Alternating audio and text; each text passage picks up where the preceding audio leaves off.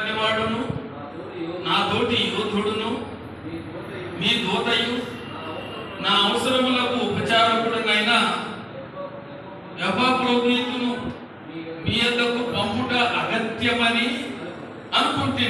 చదవండి. తాను రోగి ఆయనని మీరు వింటిరి గనుక అతడు మిమ్మల్ని అందరినీ చూడ మిగుల అపేక్ష గలవాడై విచారపడుచుండెను. నిజముగా అతడు రోగి అయి చావుకు సిద్ధమై ఉండను గాని దేవుడు అతను కనికరించను. అతను మాత్రమే కాక నాకు దుఃఖము మీద దుఃఖము కలుగకుండుటకై నన్నును కనికరించను. చాలు. ప్రభునందు ప్రియులారా, మెట్టుకు నా సహోదరులారా ప్రభునందు ఆనందించండి అంటూ ఉన్నాడు. ఈ విషయం మీకు రాయటం కష్టం కాదు, అది మీకు క్షేమకరం. సహోదరులారా ప్రభునందు సంతోషించండి. సంతోషాలు అనేకమైన వాటిల్లో సంతోషాలు ఉంటాయి. ధనం ఎక్కువగా ఉంటే సంతోషం, మంచి ఆరోగ్యం ఉంటే సంతోషం, పరిస్థితులన్నీ అనుకూలంగా ఉంటే సంతోషం. సంతోషానికి కారణాలు చాలా ఉన్నాయి, కానీ అవి సంతోషంగానే ఉంటాయి, తర్వాత ఇవి మాయమైపోతాయి. అయితే అసలైన సిసలైన సంతోషం అది ఏ సంతోషం అంట? సహోదరులారా ప్రభునందు అది అసలైన సిసలైన సంతోషం ఏంటి అంటే ప్రభునందు ఆయనలో ఉంటే మనకు ఆనందం. అంటే ఆయనలో ఉంటే ఏ బాధలు కష్టాలు రావనే, శోధనలు రావనే, రోగాలు రావనే, నష్టాలు రావనే, అవమానాలు రావనే, ఎన్నో వస్తాయి. అయినా కూడా ఆయనలో ఉంటే మాత్రం, ఆయన ఎందుకు మాత్రం మనం సంతోషిస్తాం. ఎందుకంటే వాటన్నిటి నుండి విడుదల కలగజేసే మన దేవుడు ఉన్నాడు. అందుకొరకే పై మాటలు 25వ వచనం చదువుకున్నాం. ఎపఫ్రోదితు. పౌలుకు మంచి పరిచారకులు ఉన్నారు, మరి జత పనివారు ఉన్నారు, సహాయకులు ఉన్నారు, మంచి పరిచారకులు ఉన్నారు పౌలుకి. అయితే వారిలో ప్రత్యేకమైన వాడు ఎవరు అంటే ఎపఫ్రోదితు. ఈ మధ్యలో మేము కర్నూలు మీటింగ్స్కి వెళ్ళాము. అక్కడ మేము వినొచ్చినటువంటి విషయం, మెయిన్ పర్సన్ ఎవరు అంటే ఎపఫ్రోదితు. శ్రీకాకుళం నుంచి ఒక బోధకుడు వచ్చాడు. ఆయన భార్య వచ్చాడు. అంతకుముందు వాళ్ళ తండ్రి గారు ఒక 30 ఏళ్ల కిందట, 35 సంవత్సరాల కిందట ఈ ప్రాంతానికి వచ్చాడు. నారాయణ పాలని ఆయన కొండ జాతుల వారి మధ్యలో ఆయన ప్రజలకు సువార్త చెప్పి కొండ జాతి ప్రజలు ప్రభు నమ్ముకుంటే సంఘాలు ఏర్పడ్డాయి. ఆయన ప్రభు దగ్గరికి వెళ్ళాడు. ఆయన కుమారుడు ఆయన వచ్చాడు అన్నమాట. ఆయన ఈ ఎపఫ్రోదితు గురించి చాలా వివరంగా చెప్పాడు. అందరూ పౌలుకి ఎంతో మంది సర్వెంట్స్ ఉన్నారు, సేవకులు జతపని వారు ఉన్నారు, కానీ వారు ఏ పని చేయమంటే అక్కడికి వెళ్ళి ఆ పని చేసి వస్తారు. అయితే ఎపఫ్రోదితు మాత్రమే ఎక్కడ ఉంటాడంటే పౌలు దగ్గరే. ప్రభు ఆయనకి ఇచ్చిన పరిచయం ఏంటంటే పౌలు గారిని కనిపెట్టుకుని ఆయనకి ఏ విధంగా పరిచయం చేయాలి, ఆయన ఆరోగ్య పరిస్థితులు ఏంటి, ఆయన అవసరాలు ఏంటి, ఆయన ఎక్కడికి వెళ్ళాలి, ఎక్కడి నుంచి ఎక్కడికి రావాలి, ఇవన్నీ కూడా చూసుకునేవాడు ఎపఫ్రోదితు. మిగతా ఉన్నవాళ్ళు చాలా మంది ఉన్నారు. అయితే అందరిలో ప్రత్యేకం ఈయన. ప్రతి వారు వచ్చి పౌలు గారి గురించి ఎవరు అడుగుతారు అంటే ఎపఫ్రోదితుని అడుగుతాడు. అయ్యా ఎపఫ్రోదితు అన్నయ్య ఎట్లా ఉన్నాడు, పౌలన్న ఆయన ఆరోగ్యం ఎలా ఉంది, ఆయన ఇప్పుడు ఎక్కడ ఉన్నాడు, అన్ని పౌలు సంగతులన్నీ తెలియాలంటే ఎపఫ్రోదితుకే తెలియాలి. అలాగనే దేవుని బిడ్డలారా, దేవుడు మనకి ఏ పని అప్పగించిన దేవునితో ఉండే ధన్యత మనకు కావాలి. ఎపఫ్రోదితు అయితే పౌలు దగ్గరే ఉంటాడు కనిపెట్టుకుని. అయితే నమ్మిన మనం అందరూ కూడా ఎక్కడ ఉండాలి అంటే మన ప్రభువుతో ఉండాలి. మన ప్రభువుతో సహవాసం, మన ప్రభు ప్రభుతో సహచరులుగా, పరివారంగా, ప్రార్థించేవారుగా ప్రభుతో ఉండే అవకాశం చాలా గొప్పది. అందును బట్టి ఈ ఎపఫ్రోదితుకున్న లక్షణాల గురించి మనం 25వ వచనంలో ఒకటి నా సహోదరుడు అంటున్నాడు అపోస్తలుడైన పౌలు. పౌలుకి ఎటువంటి వాడంట? సహోదరుడు. రెండవది జత పనివాడు. మూడవది నా తోటి యోధుడు. యోధుడు అంటే ఏం పని చేస్తాడు? యోధులు ఏం చేస్తారు? యుద్ధం చేస్తారు, అది పోరాడతారు. క్రైస్తవ పోరాటం ఏంటి? క్రైస్తవ పోరాటం ఏంటంటే ప్రార్థనే. ప్రార్థన వీరుడే చెప్పాలి, ఈయన ప్రార్థన యోధుడని కూడా చెప్పాలి. నా తోటి యోధుడు అంటే పౌలు యోధుడు, ఆయన నా తోటి యోధుడు. నాలుగవదిగా చూస్తే మీ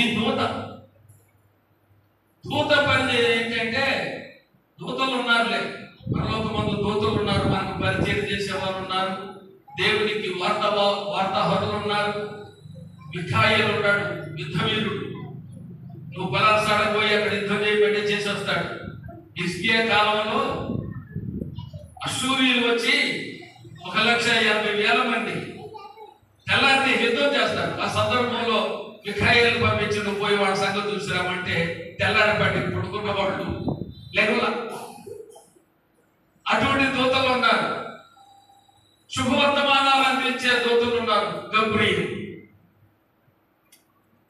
మరియా నువ్వు ధన్యురాలివి, దయాప్రాప్తురాల, నీకు శుభము, నువ్వు గర్భవతి అవుతావు, నువ్వు కుమారుడు కంటావు, ఆయనకి యేసు అని పేరు పెడతావు అని శుభ సందేశం అందించే వాళ్ళు గబ్రియలు. మనందరికీ తెలుసు. అయితే ఇక్కడ పౌలు అంటున్నాడు మీ దూత. ఎపఫ్రోదితు మీ దూత అంటే వార్తాహరుడు. వెంటనే ఒక పత్రిక, ఇప్పుడు ఈ పత్రికలు మనం రోమా పత్రిక, కొరింథీ పత్రిక, గలతీ పత్రిక, తెస్సలోనిక పత్రిక, ఫిలిప్పీలకు రాసిన పత్రిక, కొలస్సీలకు రాసిన పత్రిక, తిమోతి, తీతు, ఫిలోమోను, యోధా, ఈ పత్రికలే ఉన్నాయి కదా. ఈ పత్రికలు రాసి ఎప్పుడు పత్రికలు రాశాడు అంటే జైల్లో ఉండగా రాశాడు పౌలు. జైల్లో ఎపఫ్రోదితు ఆయనకి అన్ని పరిచర్య చేస్తూ రాసిన పత్రికలు ఏ ఊర్లో ఇచ్చి రావాలో, ఏ పట్టణానికి పోయి ఏ సంఘానికి ఇచ్చి రావాలో ఆ సంఘానికి పోయి ఇచ్చి వస్తుంటాడు. మీ దూత. అది నాలుగవది. ఐదవది నా అవసరములకు ఉపచరించిన వాడు, నా అవసరాలకు ఉపచరించిన వాడు, నాకు అన్ని విధాలుగా సహాయం చేశాడు, ఉపచారం చేసేవాడు ఎపఫ్రోదితు. దేవుని బిడ్డలారా, 5 లక్షణాలు ఉన్నాయి ఆయనకి. మీ ఎందుకు పంపుట అగత్యమైన అనుకుంటుని తాను రోగి అయ్యను మీరు వింటిని కనుక అతడు మిమ్మల్ని అందరూ చూడ మిగుల అపేక్ష గలవాడై విచారపడుతున్నాడు. ఈ ఎపఫ్రోదితుకి రోగం వచ్చింది, జబ్బు వచ్చింది. అయితే అక్కడ కింద తాను రాస్తాడు పౌలు గారు 27వ వచనంలో, నిజముగా అతడు రోగి అయి చావు సిద్ధమై ఉండేది కానీ దేవుడు అతను కనికరించాడు. ఎటువంటి రోగం వచ్చిందంటే బ్రతుకుతాడు అనుకోవాలి. సంఘాల్లో అందరూ తెలిసిపోయింది. అన్ని సంఘాల్లో పిల్లల ఎపఫ్రోదితు కోసం ప్రార్థన చేయండి, చాలా అనారోగ్య పరిస్థితుల్లో ఉన్నాడు, చావు బతుకుల మధ్యలో ఉన్నాడు, ఎపఫ్రోదితు కోసం ప్రార్థన చేయండి నేను ప్రకటన చేస్తుంటే అందరూ ప్రార్థన చేస్తున్నారు. అయితే చివరికి చావు కాడికి వచ్చాడు. అయితే పౌలు అంటాడు అతను కనికరించాడు దేవుడు. అతను మాత్రమే కాదు, నాకు దుఃఖం మీద దుఃఖం కలగకుండానట్లు నన్ను కూడా కనికరించాడు. ఎపఫ్రోదితు చనిపోతే పౌలుకి ఏమొచ్చిందంట? దుఃఖం కాదు, దుఃఖం మీద. అంటే ఎంత ప్రత్యేకమైన వాడు ఎపఫ్రోదితు. నాకు దుఃఖం మీద దుఃఖము కలగకుండానట్లు దేవుడు నన్ను కనికరించాడు. ప్రేమించాడు.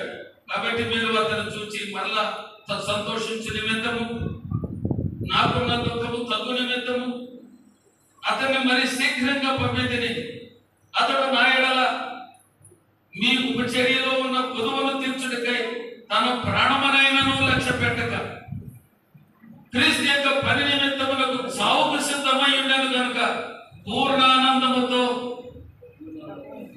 ప్రభునందు అతన్ని చేర్చుకొని అట్టి వారిని కనపరచుడి. దేవుని బిడ్డలారా, ఎపఫ్రోదితుని గురించి తాను సాక్ష్యం ఏంటంటే, మీ ఉపచర్యలో ఉన్న కొదువును తీర్చుటకు తన ప్రాణమునైనను లక్ష్య పెట్టలేదు.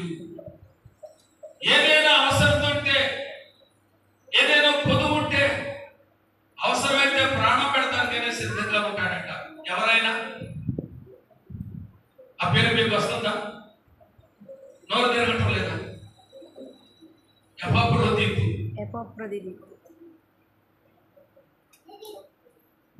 కాబట్టి మీరు అతను చూసి సంతోషించే నిమిత్తం నేను మీ దగ్గరికి పంపిస్తున్నాను. అతను తన పరిచర్యలో తన ప్రాణం కూడా లక్ష్య పెట్టేవాడు కాదండి. పౌలు కోసం ప్రాణం పెట్టేవాడు.